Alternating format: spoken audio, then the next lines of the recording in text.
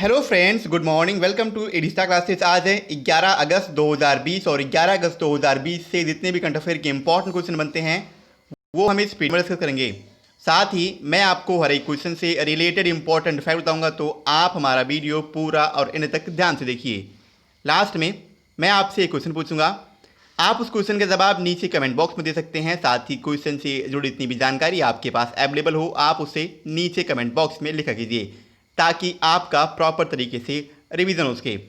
अगर आपको हमारी ये वीडियो पसंद आई, वीडियो को लाइक कीजिए। आपके पास जितने भी एजुकेशनल ग्रुप हैं आप उस ग्रुप में हमारे वीडियो को शेयर भी कीजिए और साथ ही हमारे channel AD star class subscribe कीजिए।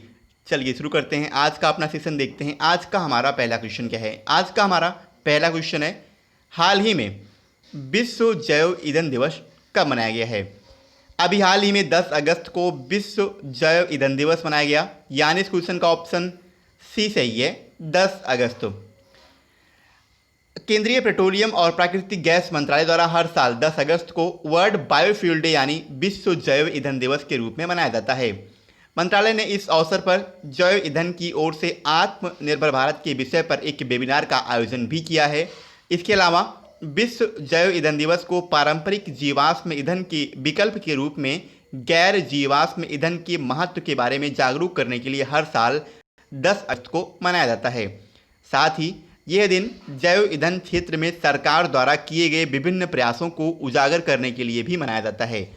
आगे बढ़ते हैं, इसके अलावा थोड़ा बात कर लेते हैं। बात आई है पेट्रोलियम और प्राकृतिक गैस मंत्रालय की, तो वर्तमान समय के केंद्रीय पेट्रोलियम और प्राकृतिक गैस मंत्री हैं धर्मेंद्र प्रधान।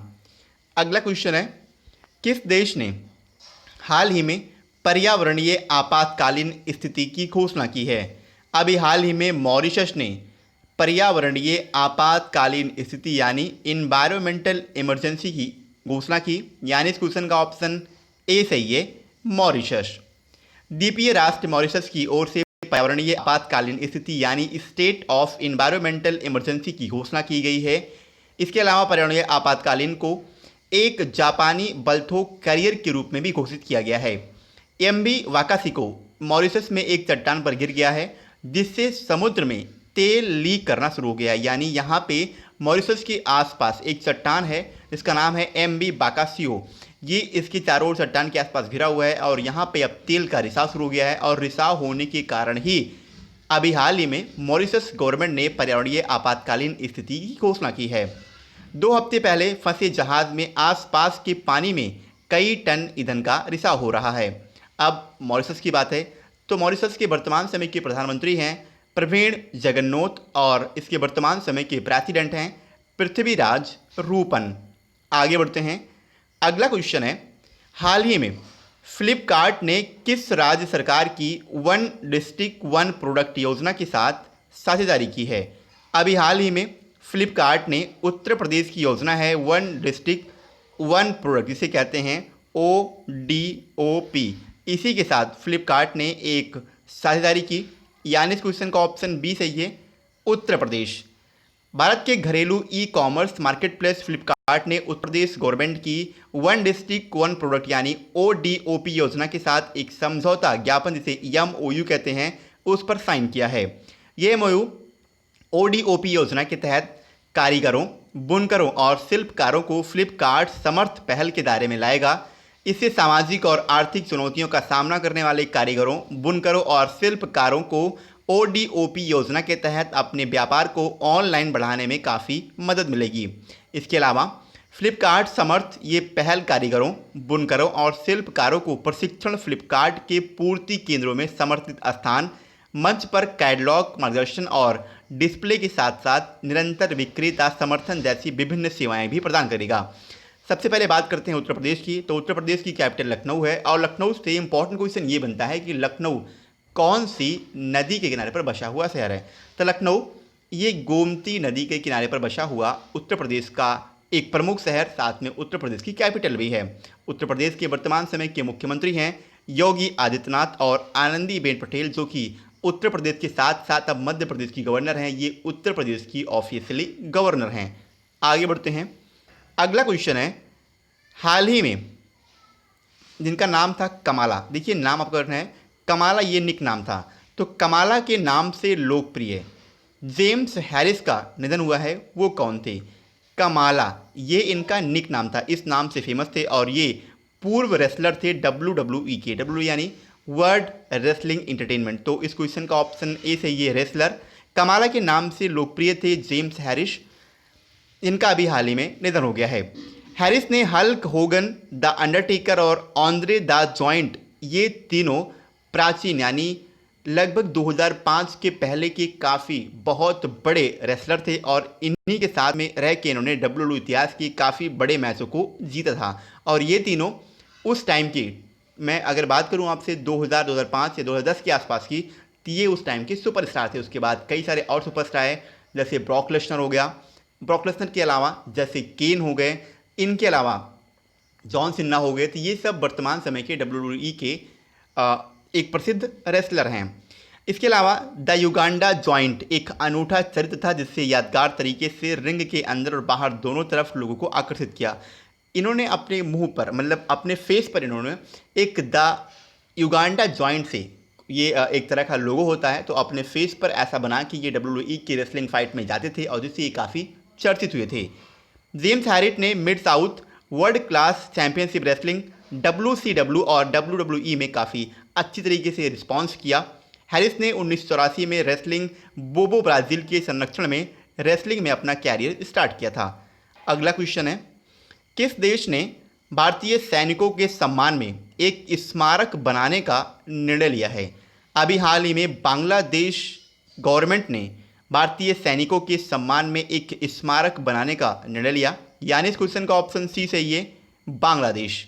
बांग्लादेश ने भारतीय सैनिकों के सम्मान में एक स्मारक बनाने का निर्णय लिया है।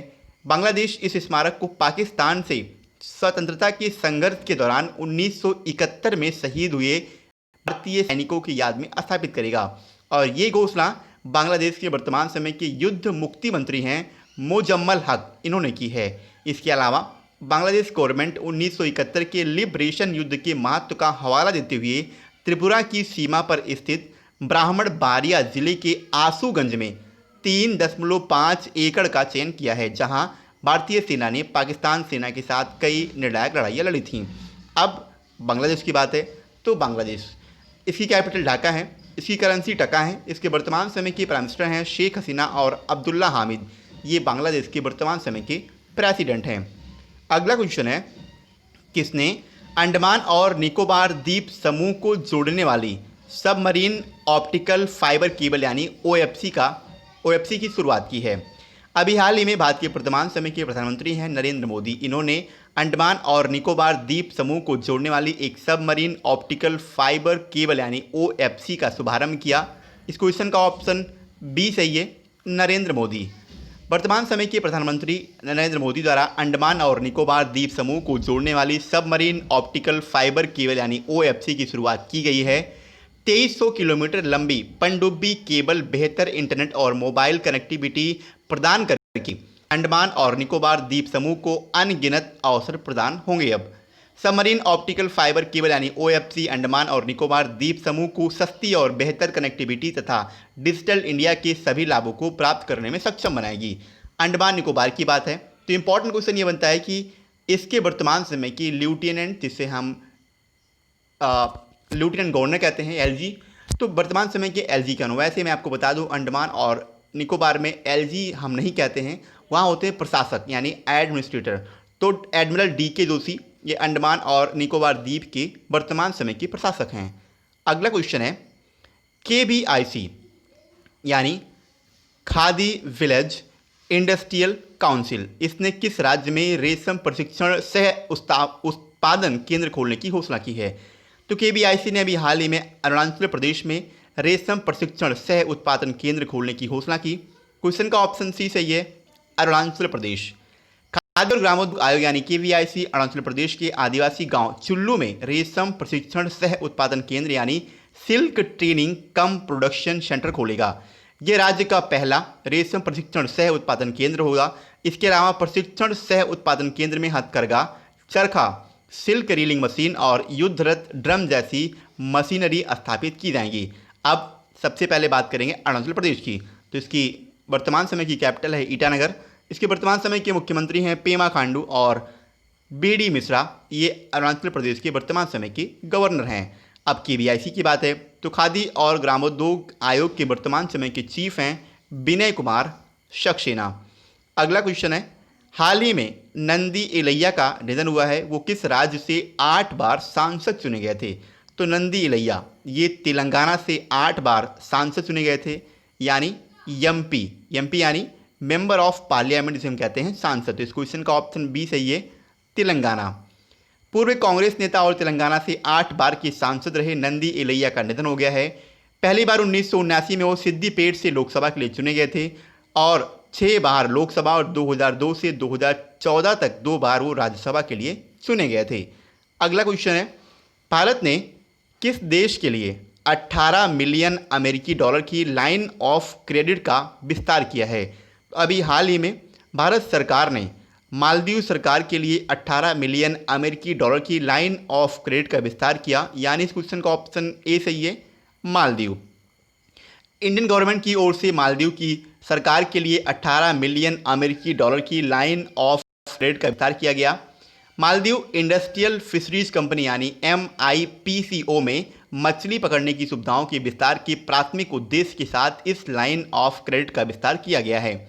इसका उद्देश्य tuna cooked plant, fish meal plant स्थापित करना, यानी tuna cooked plant and fish meal plant. ये क्या होते हैं?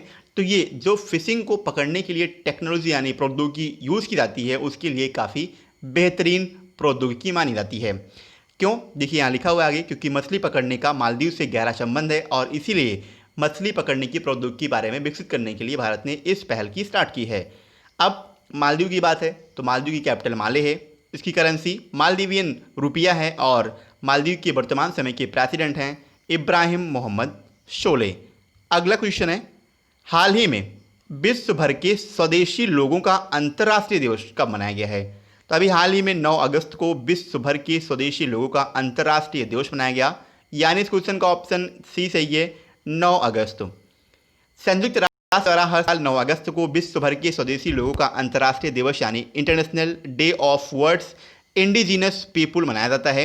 ये दिन स्वदेशी लोगों की ज़रूरतों के बारे में जागरूकता बढ़ाने के लिए मनाया गया है।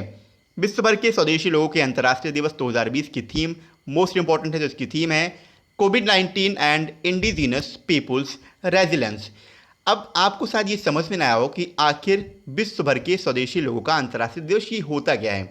तो देखिए, जैसे कि आप जानते होंगे विश्व में जितनी भी कंट्रीज़ हैं उन कंट्रीज़ के अलग अलग लोग जो होते हैं वो अलग अलग कंट्री में जाके यानी अलग अलग जगह पे जाके माइग्रेशन करते हैं, वहाँ पे वो जॉब करते हैं। यानी जैसे अगर हम अपने देश लेते हैं भारत की बात, तो भारत के कई सारे ऐसे लोग हैं जो कि अलग अलग देशों जैसे यूरोप में हैं, एशियाटिक अलग जो कंट्री जैसे चाइना में है, जापान में है, और इसके अलावा साउथ अमेरिका में है, नॉर्थ अमेरिका में है, अफ्रीकन कॉन्टिनेंट में है। जैसे बात करें अगर साउथ अफ्रीका की, चिली की, युगांडा की, केन्या की, इन सब में, या फिर ऐसे बात करें अगर उत्तरी अमेरिका की तो अमेरिका हो गया, कनाडा हो गया, मैक्सिको हो गया। यहाँ पे जाके जो अपने देश या किसी भी देश के लोग जो दूसरे देश में जाके जॉब करते हैं, वहाँ पे अर्निंग करते हैं, तो उनकी अर्निंग से कहीं ना कहीं देश की जीडीपी में उनसे फ़ायदा होता है।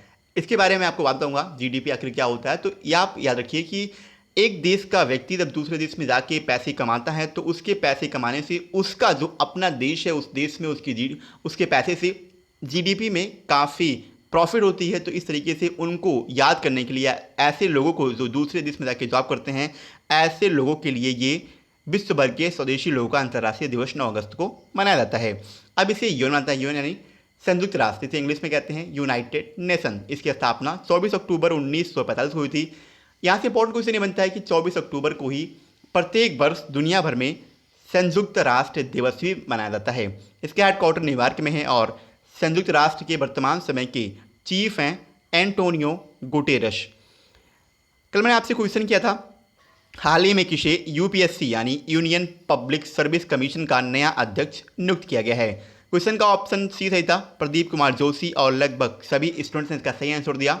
एक बार मैं आपसे फिर कहूँगा, आपको क्वेश्चन के बारे में जितनी भी जानकारी पता है आप उसे नीचे कमेंट बॉक्स में ज़रूर लिखिए। आगे बढ़ते हैं, आज का अपना क्वेश्चन देखते हैं। आज का हमारा क्वेश्चन है, हाल ही में किसे भारत का नया नियंत्रक और महालेखा परीक्षक यानी कैग, जिसे इंग्लिश में कहते हैं कंट्रोलर ऑडिटर जनरल नियुक्त किया गया है। क्वेश्चन के 4 ऑप्शन हैं, गिरीश चंद्र मुर्मू, अरविंद सिंह, पीके मिश्रा और आर श्रीनिवासन। एक बार मैं आपसे फिर बोलूँगा, आपके पास जितनी भी क्वेश्चन से रिलेटेड इन्फॉर्मेशन है आप उससे नीचे कमेंट बॉक्स में लिखिए, जिससे कि आपका प्रॉपरली रिवीजन हो सके। तो आज के लिए इतना ही। अगर आपको वीडियो अच्छी लगी हो तो वीडियो को लाइक कीजिए। जय हिंद।